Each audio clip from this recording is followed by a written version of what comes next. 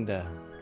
Hey Omar, it's so lovely to be with you and Arlene together in studio as we navigate this year that is unfolding in front of us. It feels like a lot of momentum, which for me feels good. I'm loving it.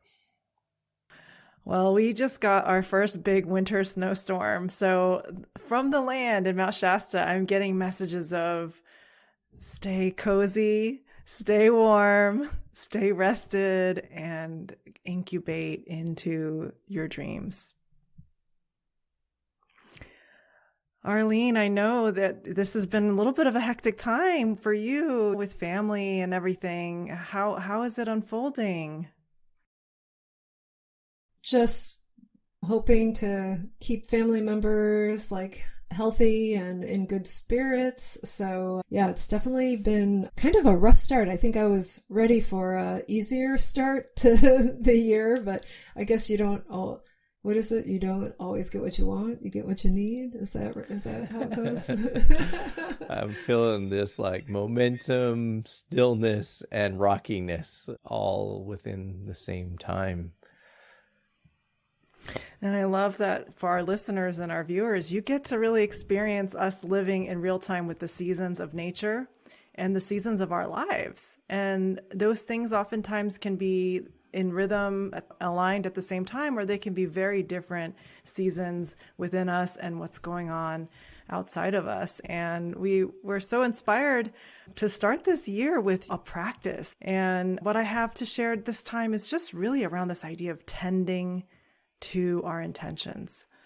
We're starting this new beginning all together with a lot of hopes and dreams and wishes and things that we want to change, things we want to accomplish. And so I'm going to really hold us in this meditation to really be with the tending of that, knowing that this is more of a marathon rather than a sprint. So just inviting us to just take a pause in this moment in our day and just really making a connection with our feet to the ground. No matter what is happening in life, this is such a beautiful way to remain connected to the earth, to find our stable ground. And just inviting you to breathe with that awareness with your feet. Just receiving energy from the trees that are all around us in different parts of the world. Breathing that energy in through our feet.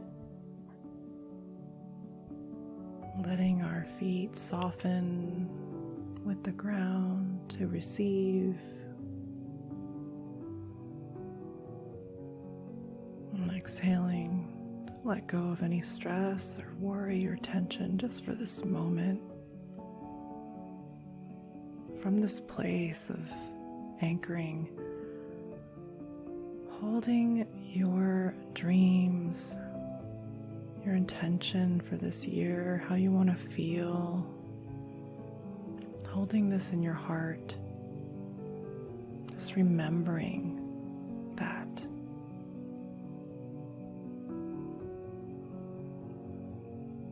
Just letting your feet anchor you in that dream.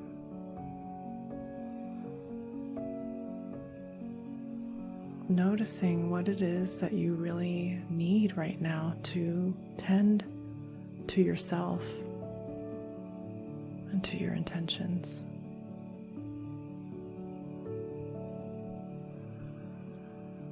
And just with each breath, letting that be a way to feed you and nourish you, to connect in and deepen into your feet and your grounding.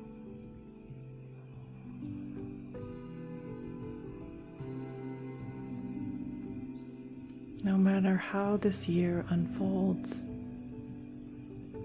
in the moment, how can you find stability with the ground and your feet anchoring into the ground?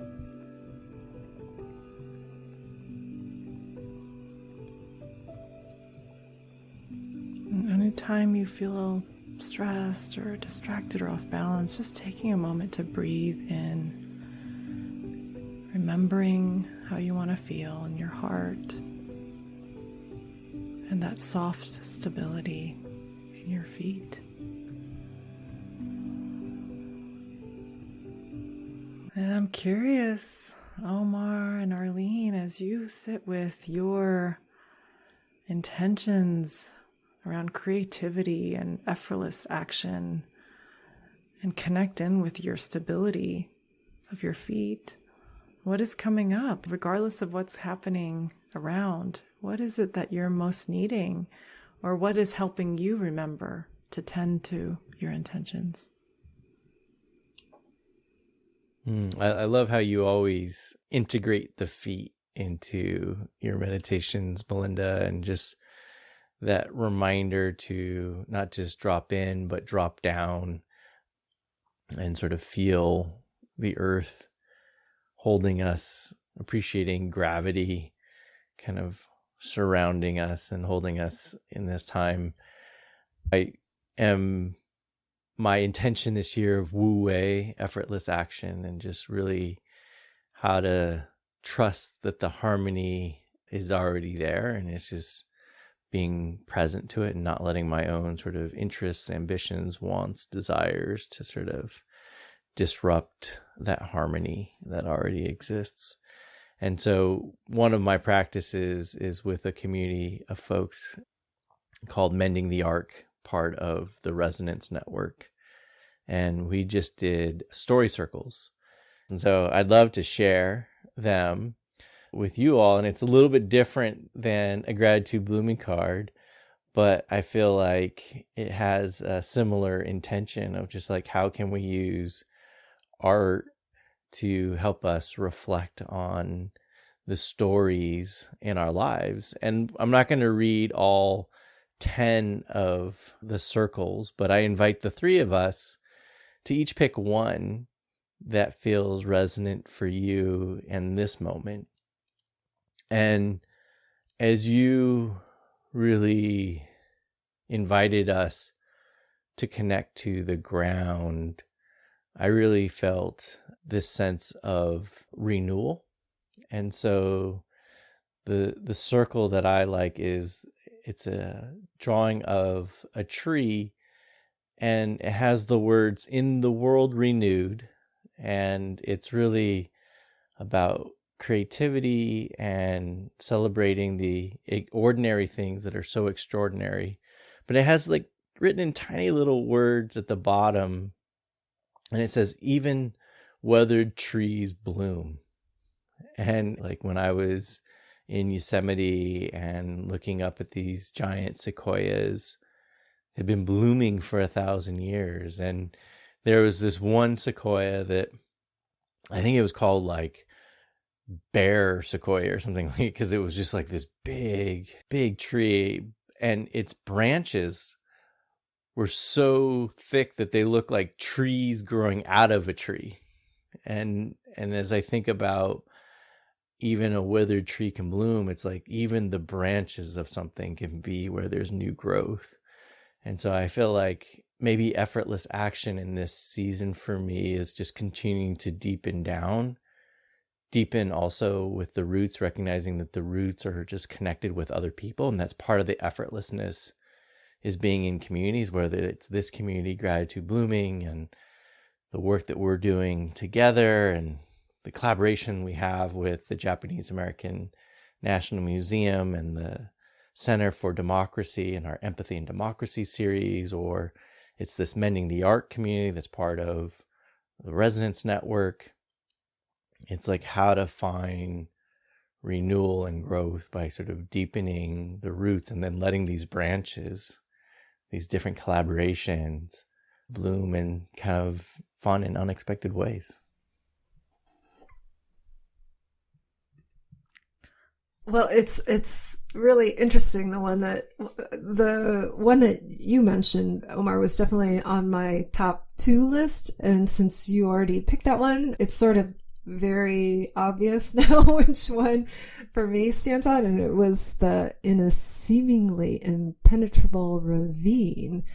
And I have to say why it jumped out at me is it reminded me of this famous land work artwork by Michael Heiser called Double Negative.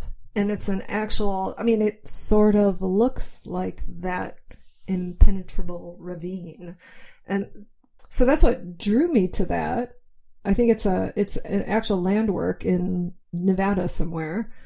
And to me, it's always been so fascinating because it's like, it's earth scale, right? It's like large.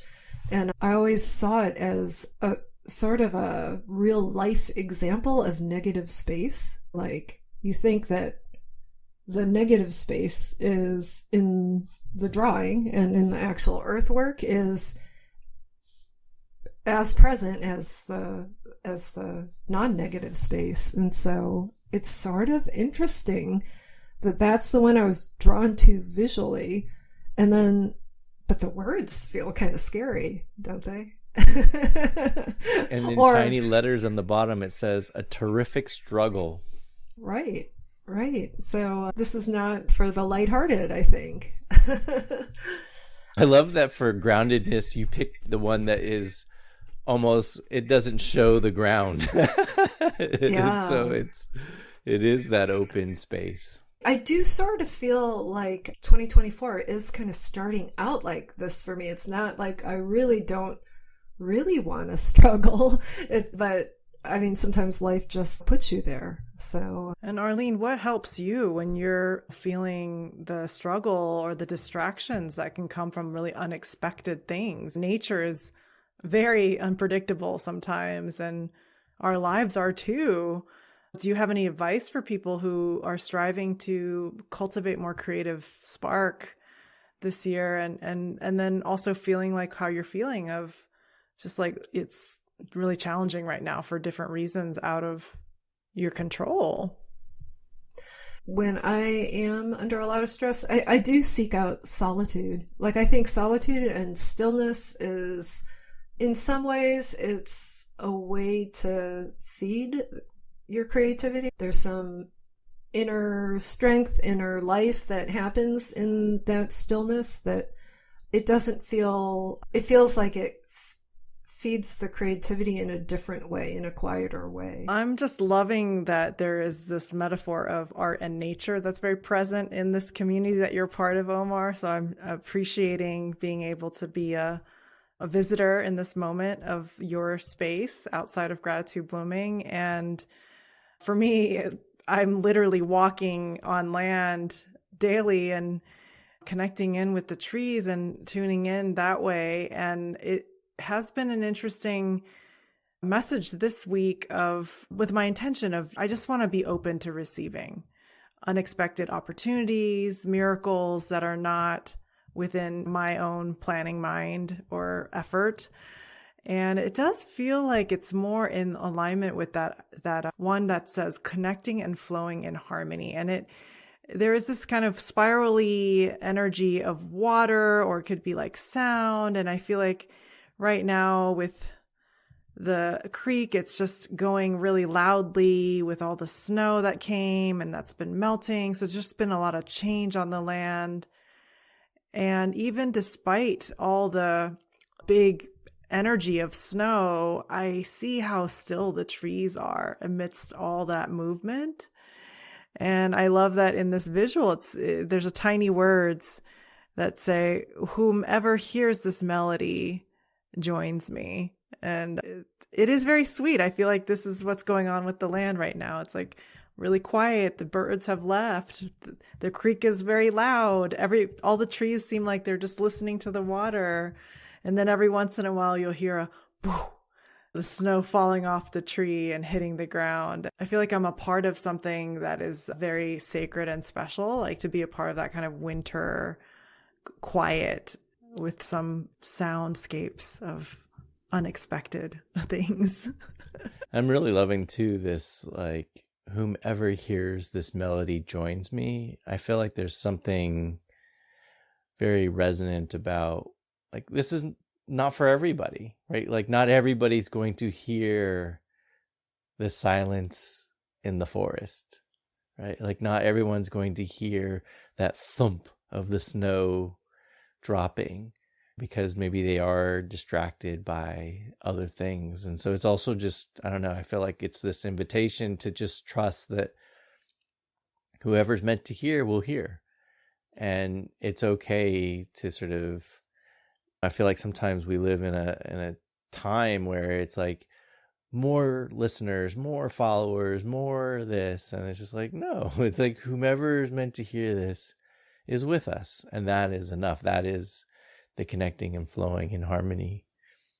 So I'd be curious if we were to pick a gratitude blooming card as sort of a counterpoint to these beautiful drawings by the artist Beckie Masaki, who is from the East Bay. And so I want to just acknowledge her work. Yeah. So for those of you that are listening to this tune that we're singing, I'd love to hear what nature wants to tell us about tending to our intentions in this new beginning. So I'm going to just scroll down and see if any of you are called to stop at any of these rows. I'm kind of feeling something in that center column where the in the negative ravine. space. I feel like on the bottom. We should go. We talk about groundedness. I don't know which one. Okay. A lot of negative space on this row. Ooh. Card number 16, Touch Me Not, representing the theme sorrow. Sorrow can come from the courage to love. Acknowledge the bravery behind any sorrow you notice or feel. For those that are listening, we're looking at the Touch Me Not flower, which is like a white flower with like a red dot in the middle. And there are 4 of these flowers that are illustrated that are kind of like spread across the card with leaves kind of interspersed delicately between them. And just, I don't know, there's a tenderness to this art and obviously to this theme.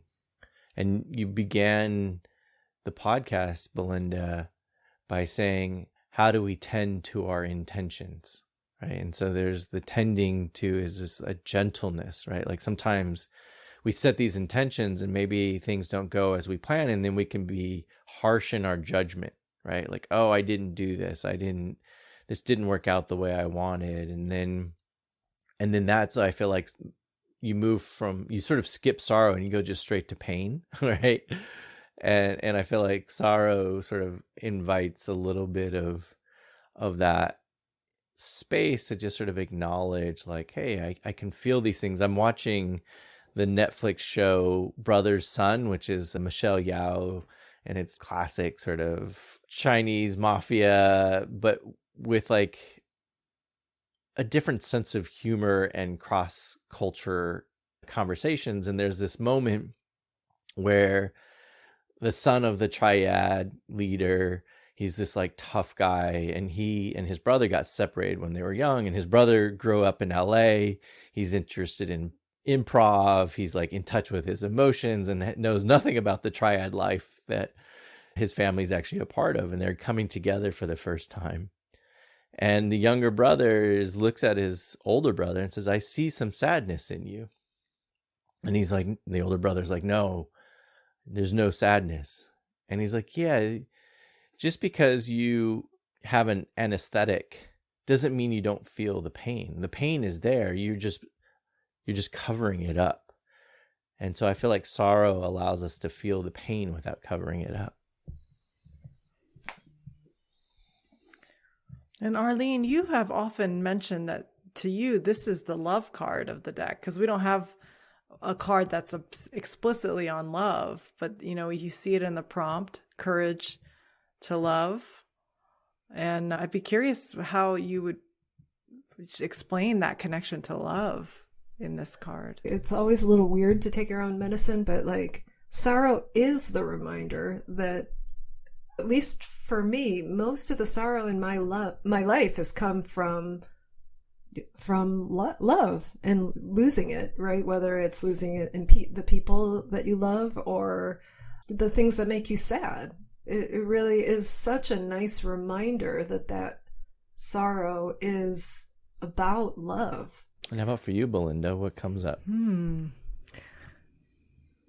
It is edgy to kind of say what you believe in, what you want to see in the world, what you want for your life.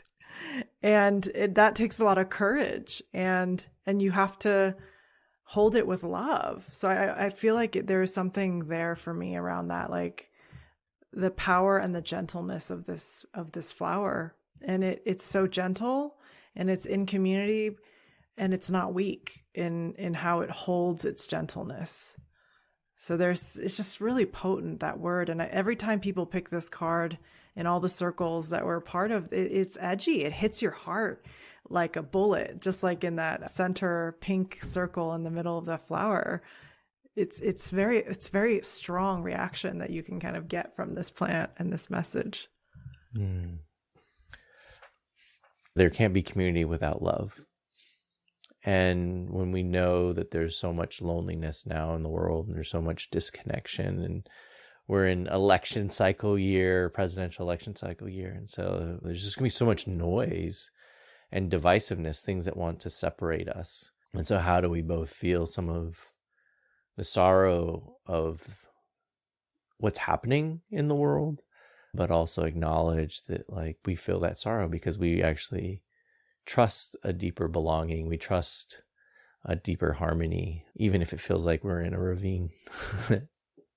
Those of us who are in LA, we're so excited to have another gathering with the Democracy Center on February 10th, and to really hold space for the space holders in all of the communities that are present, people that are really trying to tend to the community, tend to the healing that's needed right now.